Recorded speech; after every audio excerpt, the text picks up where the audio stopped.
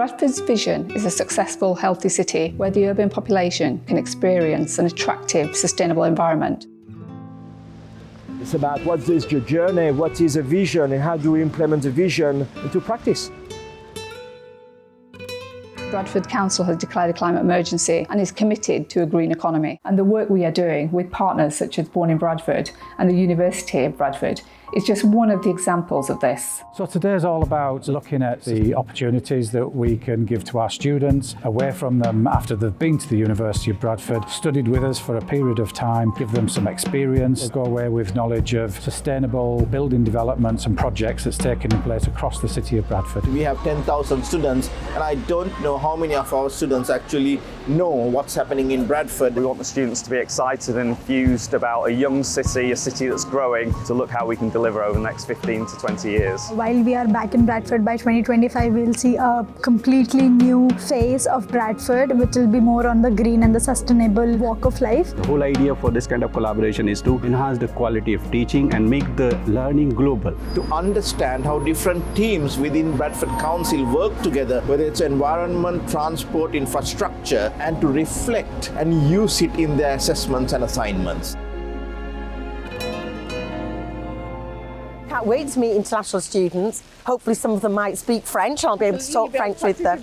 Yeah, practice my French, absolutely. The agenda of sustainability is huge. It doesn't matter whether you're studying engineering, artificial intelligence, or marketing. It's important for students like me to be aware of that and to know what cities are doing in being more sustainable. When we've got new housing being developed, we really want to see people thinking about how people live in the space around those homes. So can people stand out and meet their neighbours? Is there somewhere they can sit and chat? That helps to reduce social isolation. Can people walk from where they live to the places that they need to get to every day, or will they have to get in the car every time they want to go anywhere?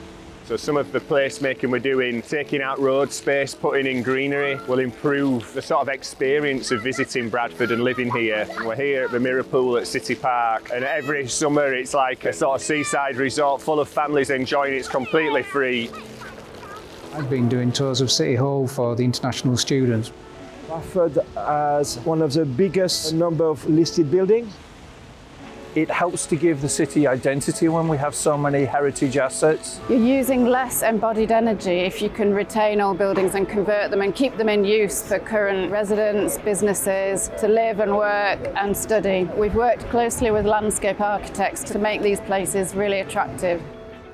For us, usually we build from scratch. But what I'm seeing here is you are even modifying existing structures. St. George's Hall, which we just learned about, has been a great example of how that can actually work and how somewhere that's old and maybe out of use, out of commission, can be gained back into the public. I'm going to introduce all this that I've learned to my home country because we really need to go green.